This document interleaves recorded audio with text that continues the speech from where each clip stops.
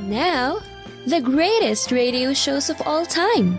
Suspense. The Shadow Node. Washington calling David Harding, counter-spy. Classic radio theater. The Great Gildersleeve. Fibber McGee and Molly. Dragnet.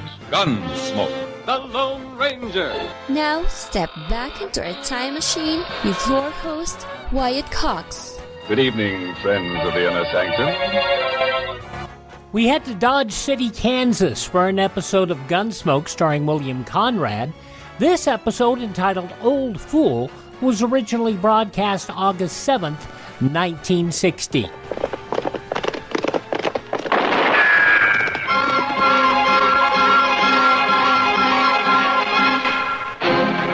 Around Dodge City and in the territory on west, there's just one way to handle the killers and the spoilers, and that's with a U.S. Marshal and the smell of gun smoke.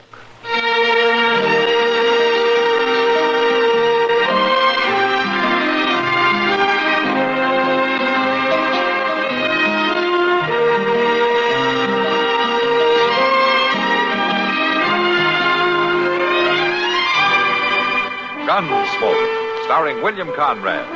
The story of the violence that moved west with young America. And the story of a man who moved with it. I'm that man. Matt Dillon, the United States Marshal. The first man they look for and the last they want to meet. It's a chancy job, and it makes a man watchful. And a little lonely.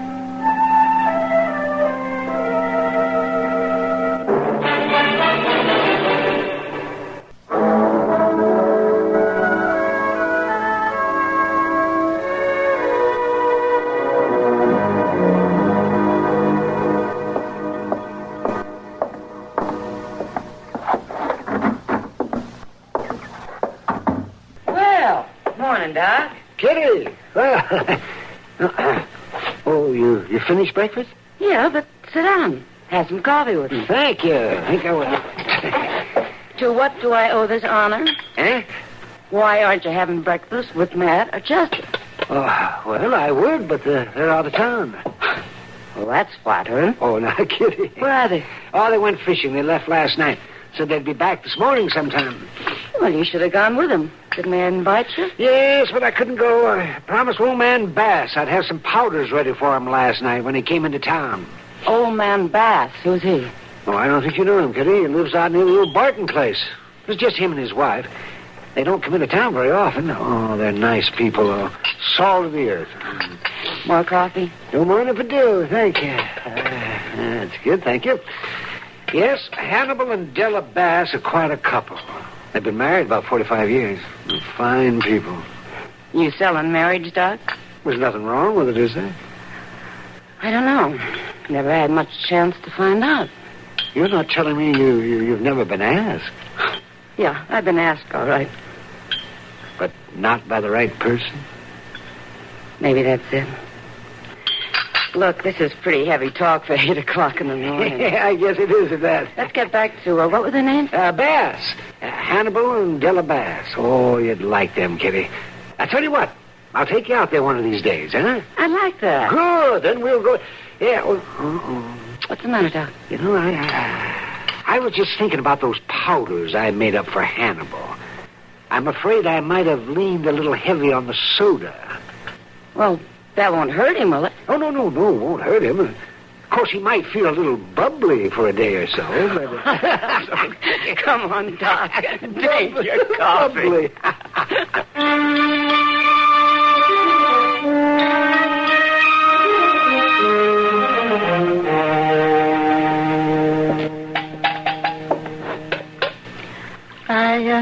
I heard you come back from Dodge last night, Hannibal. Didn't figure you'd be up in time to do the chores, late as it was. Here you are. Thank you, Della. I ain't missed doing the chores in 20 years. But you didn't get to bed till past 10. Did you get your powders from Doc Adams? Yeah, I got them. Funny thing, ever since I started taking them, I felt kind of bubbly. That's good, ain't it?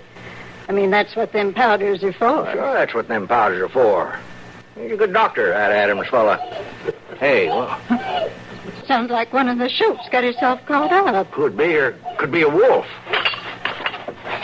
Shotgun's loaded. It's right behind the door there. I got it. We'll see you later.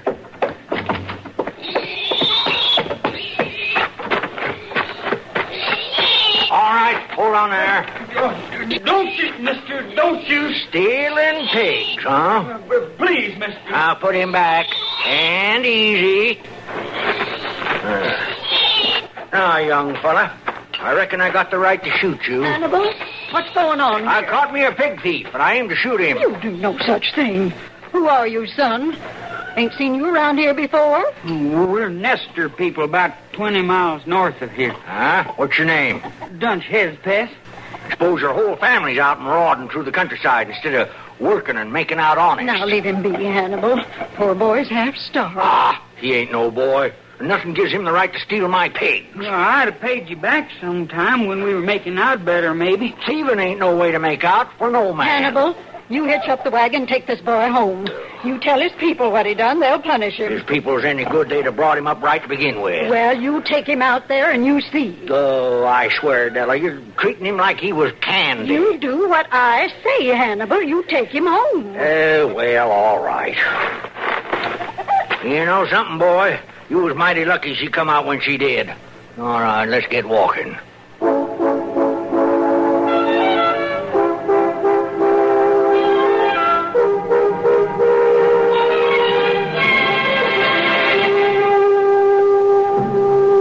August 7th, 1960, Gunsmoke on Classic Radio Theater with Wyatt Cox.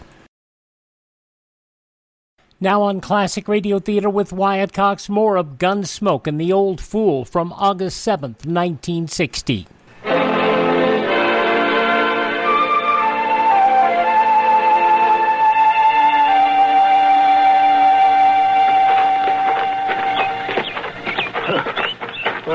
This ain't much of a place you got here, Dunk. Oh, it's poor, but we only been here a month. Well, it won't improve by itself, you know. Ma? Hey, Ma, we got company. Who is it, Dunk? Oh, this here's Hannibal Bass, Ma. How'd it do? Oh, ma'am. Is your husband around? He's been dead 5 years.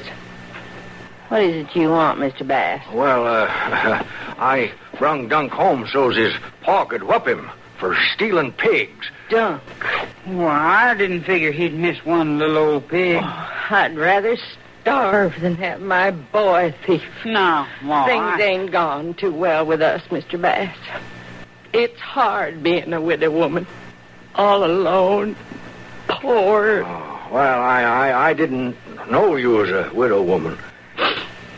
That's what I am. Oh, boy, why didn't you tell me about this?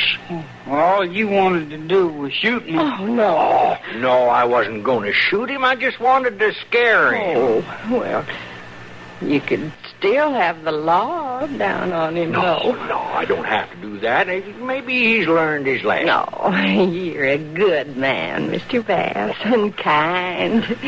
I could see that right off. Well, I ain't one to hold grudges. I'm just trying to be fair. Oh, what a shame there ain't more men around like you. He's a real gentleman, ain't he, Dunk? You ought to see their place, Ma. You wouldn't believe it. Nice, huh? Oh, I worked hard on that place. Mr. Bass, won't you stay for a cup of chicory? No, thank you, but I'd better be getting back. Mr. Bass, if you're ever through this way again, we'd be proud to have you drop in. Oh, well, thank you, ma'am. Yes, I'll do that. Oh, it gets awful lonesome out here, especially for a woman. Oh, yes, ma'am. It surely must. Well, goodbye. Bye, Mr. Bass. Ma'am? Dunk? You sure calmed him down, Ma. I think he's forgot about the pigs. Yeah. And he'll be back.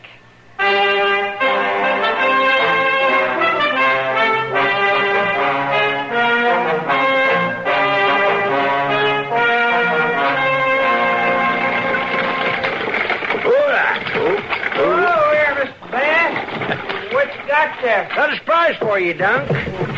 For me? Yeah, you and your ma. Ooh, this is for us, all this stuff in the wagon? All for you. Now, where's your ma? The inside, pretty enough. We seen you coming. She didn't have to go to no fuss. She said you'd be back. Oh, did she? I told her what a fine place she got. There's a house and a barn and all. Oh, Mr. Bass. Ma, look what he brung. Oh, now, Mr. Bass, you shouldn't have done that. Nothing, ma'am. My gracious, my goodness gracious, Oh, we couldn't accept all that. Just a few little things. A few little things. Chickens and pigs and corn and coffee and, oh, goodness knows what all. Well, the way I figured them that's more fortunate ought to share what they got. You're too good. I'm just doing what I see is right, like I told Della when I loaded up this morning. Oh, you're a fine man. Maybe I should start unloading. Oh, look at there. Pure coffee. Yeah. Why, we ain't had coffee in over a month. Oh, my. You've sure made us happy today, Mr. Bass. Now, you come on in the house, and I'll fix you a cup. Oh, well, there ain't hardly time. Oh, please stay. It'd be good to talk to someone. I need a man to talk with, Mr. Bass. Now, just for a little while, and maybe... You get that stuff unloaded now, Duncan. We'll be inside. Okay, Ma. Mr. Bass, you've got to remember we ain't very fancy here. But it's what's in the heart that counts. You come along now.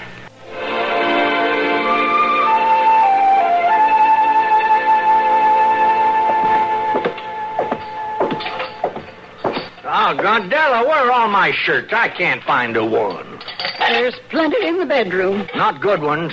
Your good ones is all dirty, Hannibal. Ah, doggone it, anyway. You're forgetting we had 6 Sundays this past 2 weeks. What? The way you've been dressing. Well, what's wrong with a man cleaning up once in a while? Nothing at all. You know you're getting mighty sour, Della. You're always on me about something. Oh, well, now. Matter of fact, I don't know as I ever pleased you. Not from the day we got married. I don't think I could ever please you. Don't you try to turn this around on me, Hannibal Bass. Oh, you just don't understand me, Della. You never did. That's it. That's what I've been waiting to hear you say. What? I bet the widow Hedgepeth understands you fine, don't she? I bet she even told you she did. Now, you leave her out of Not this. likely I'll leave her out. Hannibal, I've been mighty patient with you these past 2 weeks. But my patience is gone. Well, so is mine. I'm through, Della. Through? I'm going to marry Elsie Hedgepeth. Why, you old fool. Now, don't you call me that. You poor old Now, fool. Della.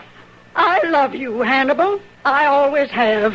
But my gracious, you can be ignorant. Oh, I don't have to stay here and listen to this. Yes, you do. Don't you budge out of this house. Why not? What are you going to do? I'm going over to talk to Elsie Hedgepeth. You're what? That woman may be too smart for you, Hannibal, but she ain't too smart You for me. look here, I won't stand for You'll this. stand for it, all right. There ain't nothing else you can do. Just going to make a fool out of yourself. We'll see who the fool is.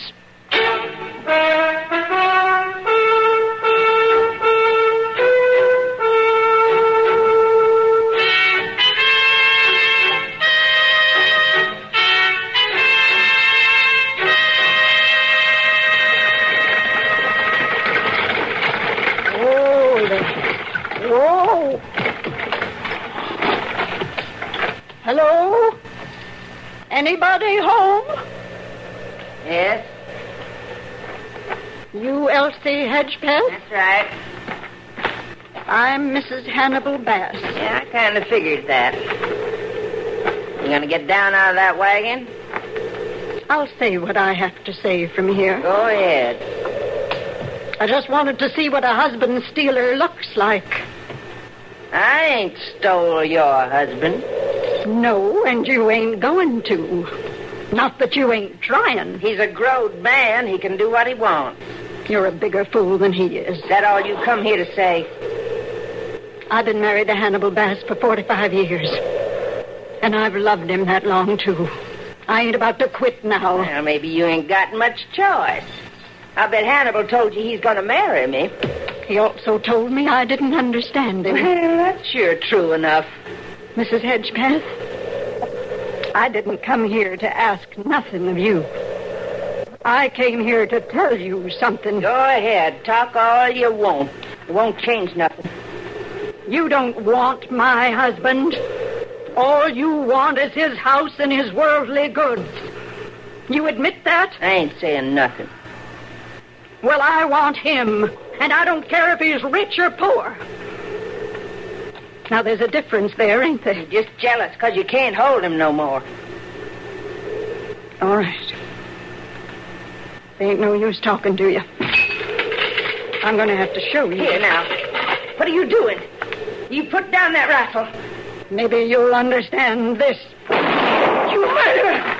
You shot the heel off of my shoe. Maybe you understand now. Don't shoot! Don't shoot again! Next time it won't be your heel. You think about that, Widow Hedgepath?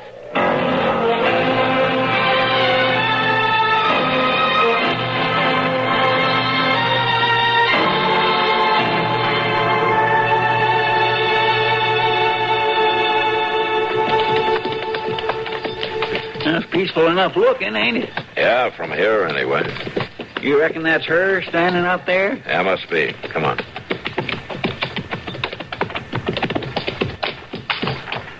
This the Hannibal Bass place, ma'am? It is. And then you must be Miss Bass. That's right. Well, I'm Marshal Dillon from Dodge. You mind if we get on? You're welcome, Marshal. Thank you. This is Chester Proudfoot, Miss Bass. How do? Proud to have you here, both of you. Come inside and I'll fix you some coffee. Well, I think I better tell you what we came here for first. Oh? Hannibal ain't in some sort of trouble, is he? No, ma'am. But I'm afraid you are. Me? Judge Blint issued a warrant for you. The complaint says you tried to shoot a Miss Hedgepath. That. Marshal, I'm too good a shot to try and shoot somebody. Are you sure convinced her? She rode all the way to Dodge to tell the judge about it. Did she say anything to him about how she's been trying to steal my husband? To run off with him? No, ma'am. Well, she is. Now, if you'll excuse me, I gotta get this milk inside out of the sun. Can I help you, ma'am? Oh, thank you. I can manage. How can you let her go like that, Mr. Dillon? She'll most likely be back out of that house with a gun. I don't think so. Well, why on earth not? She's a pretty strong-minded lady. Yeah, but I don't think she's a murderer. Maybe the judge got taken in by that Miss Hedgepath a little bit. Here she comes. Miss Bass, where's your husband? Over to the widow woman's, like he's been every day lately. Oh, I see. Marshal, let me tell you something. This is a good farm. Took Hannibal and me a long time, and a lot of hard work to get that house and barn up. 5 years, in fact. You got some good stock out here, too, hogs and all. We do for a fact. And that's why the widow Hedgepath is after Hannibal. This place, she wants it. But it's still against the law to go around shooting at people, ma'am. I guess you're right. It don't seem to have made no difference anyway. I just wish there was some way to bring Hannibal to his senses. Miss Bass, you said your husband was over at the Hedgepath place, huh? Yes. How do you get there? Straight north. Just follow the trail you come here on. Why? Maybe Chester and I will ride up there. I'd like to have a talk with your husband. That's kind of you, Marshal. But it won't do no good. Oh, we'll try, anyway. He's going to marry that woman, Marshal. And so far, I haven't been able to think of a thing to stop it. Well, let's see what we can do, Miss Bass. We'll see you later.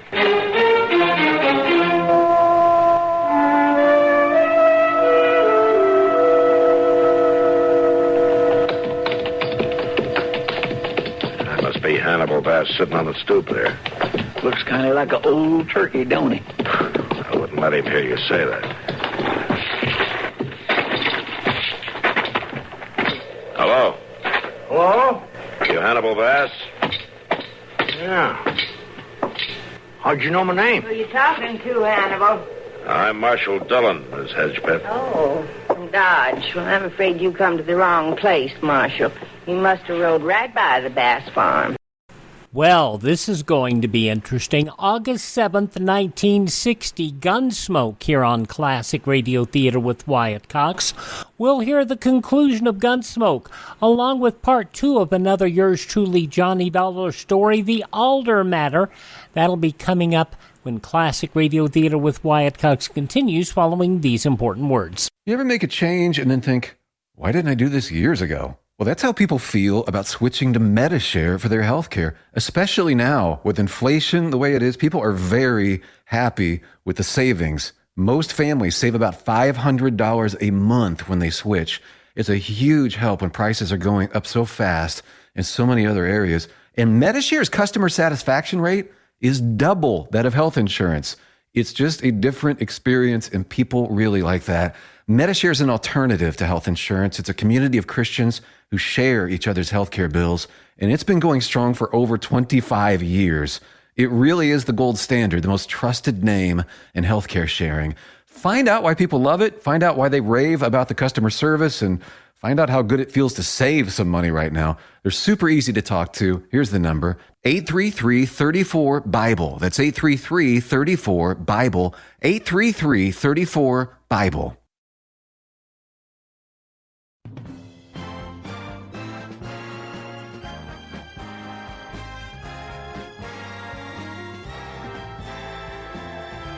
Now on Classic Radio Theater with Wyatt Cox, the conclusion of Gunsmoke, The Old Fool, as it was originally broadcast August 7th, 1960. What are you talking about? What is it? I went into Dodge the other day, Hannibal, and I got the judge to issue a warrant for her arrest. Whose arrest? Your wife, Della. You didn't expect me to do nothing about her trying to murder me, did you? You ain't going to put Della in jail, are you, Marshal? No, I'm not. What's this all about? Well, I'll make this real simple, Mr. Bass. This business has gone far enough. It's got to stop before somebody gets hurt. Now, you're coming back to your place with me right now. Oh, no, he ain't, Marshal. He's staying right here. You're going along, too, Miss Hedgepeth. What? And once we get there, everybody's going to lay their cards on the table, and I'm going to be there to see that they do. Now, let's get ready. I ain't going alone. I'm going to take my boy, Dunk. I don't care who you take, but we're starting back as soon as you get your team hitched. Now, let's get going.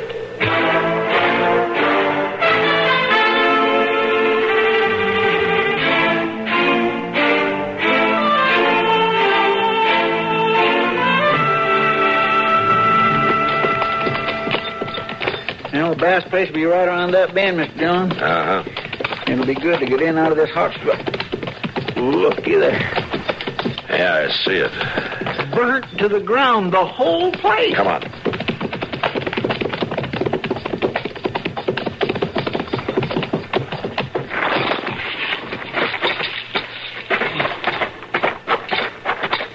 Hello there, Marshal Dillon. What happened here? You all right?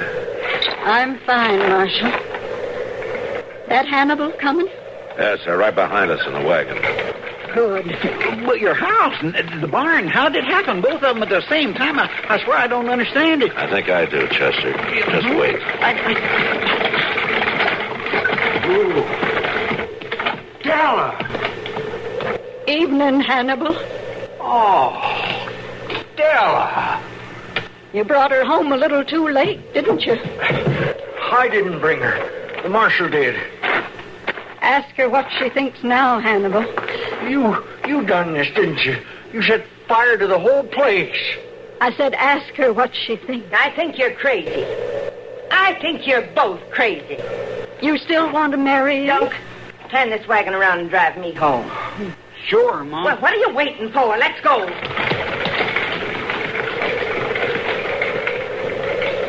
Well, Hannibal? You was right, Della. I'm just an old fool.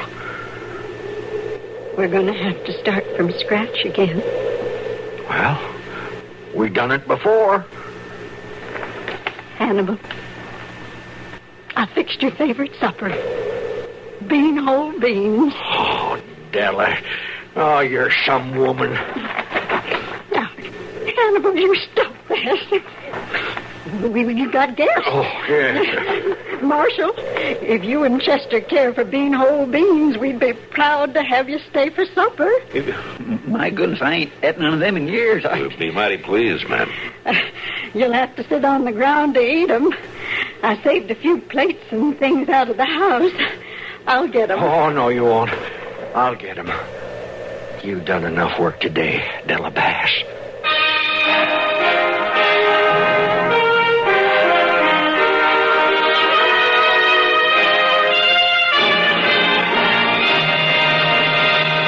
Well, August 7th, 1960, Gunsmoke on Classic Radio Theater with Wyatt Cox. Let's head to South America in a moment to find out what's going on with yours truly, Johnny Dollar. Thanks so much for tuning in to Classic Radio Theater with Wyatt Cox. Now, part 2 of the 5-part yours truly, Johnny Dollar story, The Alder Matter, featuring John Dehner as the lead, dare we call him that, the lead villain in this? And Dehner did those parts so well. He is Mr. Alder. This episode originally broadcast Tuesday, August 7th, 1956. From Hollywood, it's time now for... Johnny Dollar. This is Caracas Police, senor. I have Jefe Velasquez returning your call. Momentito, por favor. Thanks. I have the senor Dollar, Jefe. Gracias. Good morning, amigo. It is, huh? Here it is. Here it ain't. Where is there? The Alder House in La Guiara. I'm staying here at Alder's request. Ah, you are, how they call a fast mover, amigo. Felicidades. Sorry, but felicitations are a little out of place. Trouble? Someone came within inches of killing Alder last night. I've got the bullet. How's your ballistic setup? At your disposal. Just bring it in. Thanks, I will. Maybe it's got something to say. I hope you're right. But, amigo. Yeah? Don't you think is the next bullet you should be worrying about?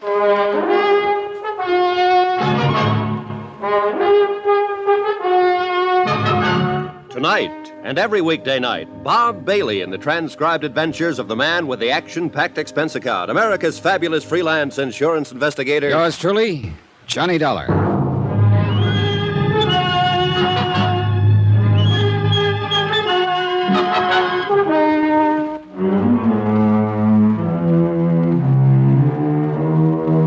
From Special Investigator Johnny Dollar, location Caracas, Venezuela, to the Home Office, Worldwide Mutual Insurance Company, Hartford, Connecticut. Assignment, The Alder Matter. Expense account continued.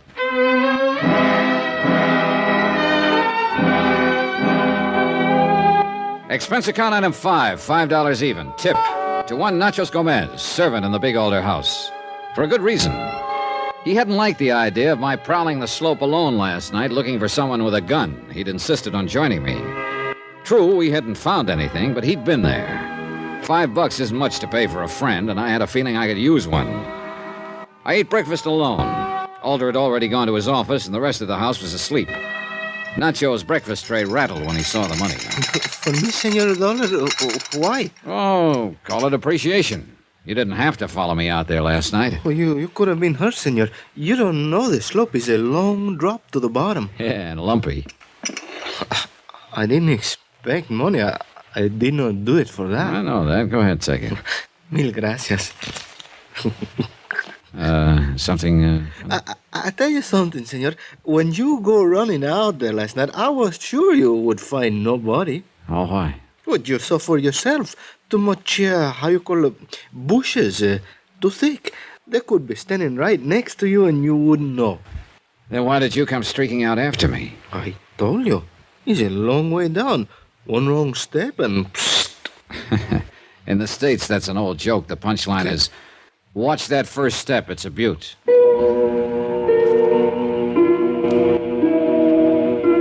I got in the car I'd rented the previous day and headed toward Caracas. I passed the driving time pleasantly by counting oil wells. From that, I graduated to trying to figure how much money they made with each given stroke of the huge pumps. Nice kind of occupation? Sure.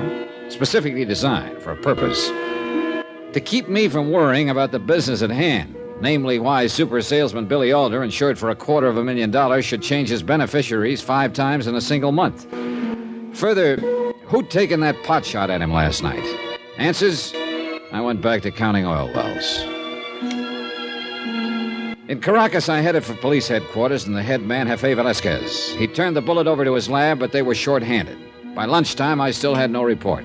So I took Velasquez to lunch. For a man who is living in a house like Billy Alder's, you do not look happy, amigo. That bullet traveled an inch more to the left. Billy Alder wouldn't need a house. It's a good point. You look too serious for a nice lunch. I fixed that. Oye, deme dos pisco sour, por favor. You ever drink the pisco sour, amigo? No. Will it help? Well, they do not solve the case for you, but they make you happier about being worried. Well, maybe we'd better order doubles. It's confusing, the Alder house. What do you think? Keep him alive, Alder says. But that's the only word you can get out of him. You feel the thing I mentioned yesterday, the tension, the strangeness? The only ones I've met are Alder and his daughter. You haven't met Mrs. Alder, any of the others? Why? They got home late. After the shooting? Way after. Interesting. Oh, sure. It could have been any of them out on that slope. I do not worry about you, amigo. You will do fine. Well, here's something else interesting. Alder doesn't want me to question any of them about that shot. Huh? You noticed there was no complaint to your office about the murder try. I notice. Because Alder wanted it that way. Like I say, interesting. Gracias, waiter. You sip that, amigo. See if it does not help. It's good? Oh, very nice. It will be nicer. Just give it time. You still have the Senor Billy Alder on your mind, eh? Yeah. Have another sip. Jefe. See? There's something else on my mind. You got to learn to relax, Johnny. You mentioned Mrs. Alder a few minutes ago. Seemed surprised I hadn't met her. What are you thinking of? Just that you living at the house. No, Jefe, it was more than that. Amigo, you are imagining. Come on now, level with me. I'm far enough out in left field as it is. Write it off as professional courtesy, huh? You are a pretty nice-looking fellow, amigo. Don't snow me. I am simply trying to answer your question, Johnny. Mrs. Alder, how shall we say it? It does not make her angry to be seen in the company of a handsome man. I see. What's Mr. Alder's reaction? The Alders must be people of breeding. If they have a quarrel, it is not in public. Thanks. But at the risk of seeming ungrateful, you could have mentioned that yesterday. It's a pretty good department, the Caracas police, amigo. You know why? Because I teach them always one thing at a time. Comprende? Mucho, amigo. Come on. We eat, then we get back to the lab. If they have not finished, I fire everybody.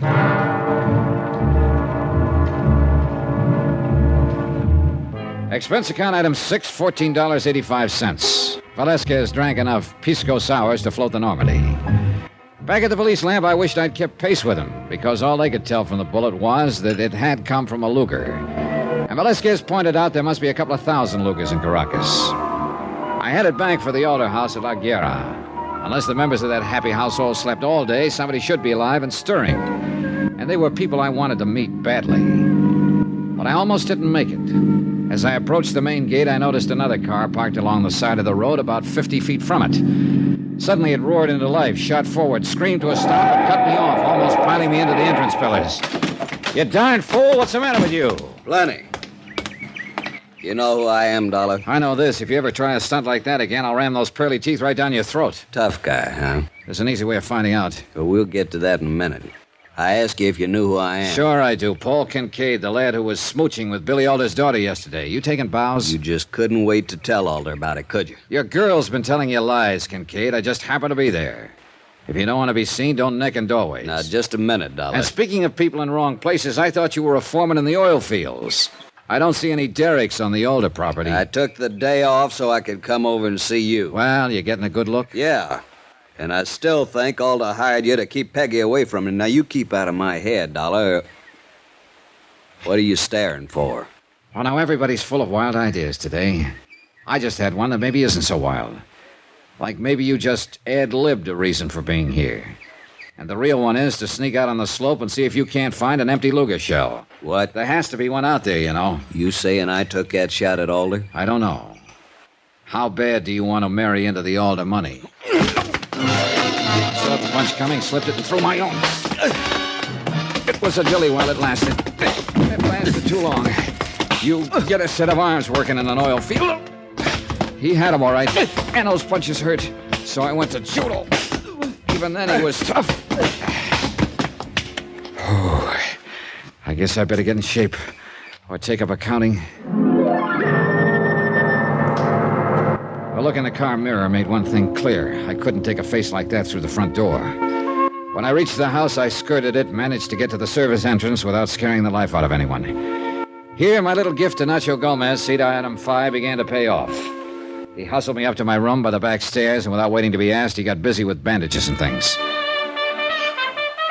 You win, senor? Oh. Would you believe it if I said yes? Only through politeness, I think. Perdóneme, senor. That one was pretty deep. Caray. Yeah, what's the matter? I was just thinking, if you really win, I hate to see the loser. Thanks, but I can do it without seeing him again. That is about the best I can do, senor. Yeah, well, okay, thanks. Oh, no es nada. Con su permiso, senor. Sure, just tell me one thing, will you? Is anything going on downstairs? Well, how do you mean, senor? Well, that racket we hear coming up. The racket? Oh, you mean El Montante. Montante? The bullfighter? The finest matador in the world, senor. Did you not know he's the guest of the house? He's staying here? Oh, sí. The senor and senora Alder, they're big aficionados. They love the corrida. New style, isn't it? Fighting bulls in the house? No, senor. Montante, he just gave a demonstration of the passes with the cape, you know? Uh-huh. Oh, it's beautiful. Why you not go down and watch, senor? You see, you will enjoy. It's lovely, the fine bullfighter. Anybody ever asked the bull about that? After Nacho's gentle ministrations and a quick change of clothes, I must confess I looked slightly more like a human being again. Slightly. Anyhow, I wandered downstairs, headed for the huge living room. And it was like walking into another world, alive and pulsating to the music from a record player. 5 or 6 people stood around, hypnotically beating time, their eyes glued to the great El Montante, a handsome Spaniard who skillfully worked a bullfighter's cape in the center of the floor. Nacho hadn't exaggerated. Montante was beautiful to watch. But the feeling wasn't unanimous. Billy Alder and his daughter Peggy were the only people in the room I knew, and though they beat time with the others, they both shared the same expression on their faces. Intense dislike for the man with the cape. As I shifted my attention to them, a woman tore reluctant eyes away from the matador and moved quietly toward me. She wasn't really beautiful, but tremendously chic, for want of a better word, and that made her seem beautiful. I'm Constance Alder, Mr. Dollar. Welcome to our home. Well, thank you, Mrs. Alder. I'm afraid I've been negligent as a hostess. Oh, we've just missed connections, that's all. Charmingly put. Do you mind if I wait to introduce you to the others? When Montante's finished? No, of course not. Please go on back. Don't worry about me. I'm doing fine. Thank you. I watched her as she crossed the room, then realized that someone else was doing exactly the same thing, her husband, Billy Alder. Only the look on his face was the same glaring dislike with which he'd favored the cape-wielding matador. Interesting. Then, after a long moment, Constant Alder moved quietly out of the room, as though not wishing to disturb the others. The performance was still going strong, and after about 5 minutes, I moved out onto the patio, stood looking down at the La Guerra harbor. Because it was on my mind, I stared down at the spot on the slope from which the Luger had been fired. And I saw that someone was there, awkwardly searching the ground. A moment later, they straightened up, moved a few feet to continue the search. Even in the late afternoon sun, there couldn't be any mistake in the searcher's identity. It was Constance Alder.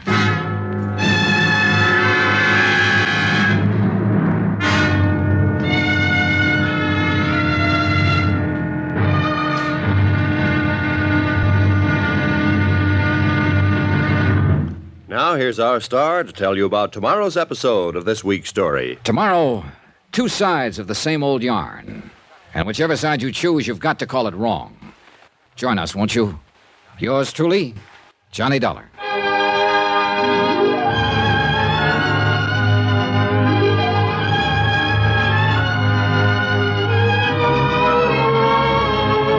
Yours truly, Johnny Dollar, starring Bob Bailey, is transcribed in Hollywood. Written by Tony Barrett, it is produced and directed by Jack Johnstone. Be sure to join us tomorrow night, same time and station, for the next exciting episode of Yours truly, Johnny Dollar. Roy Rowan speaking.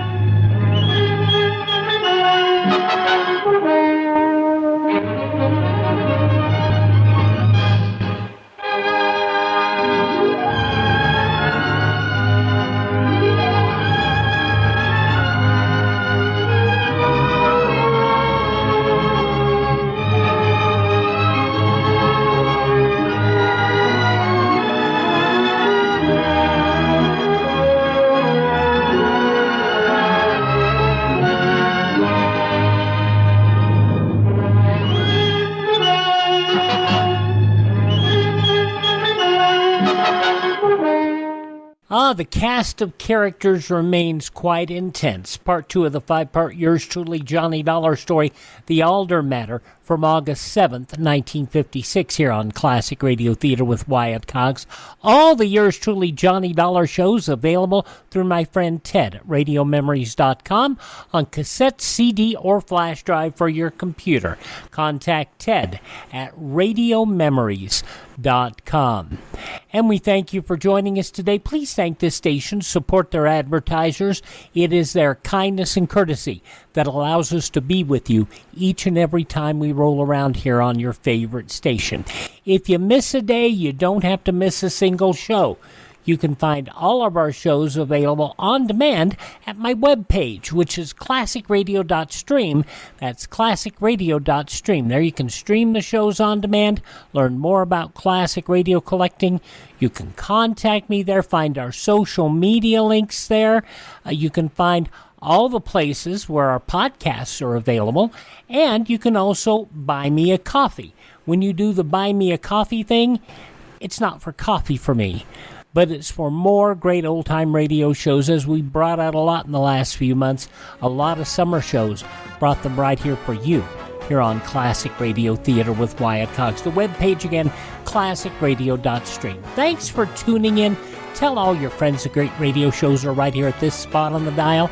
Classic Radio Theater with Wyatt Cox on your favorite radio station.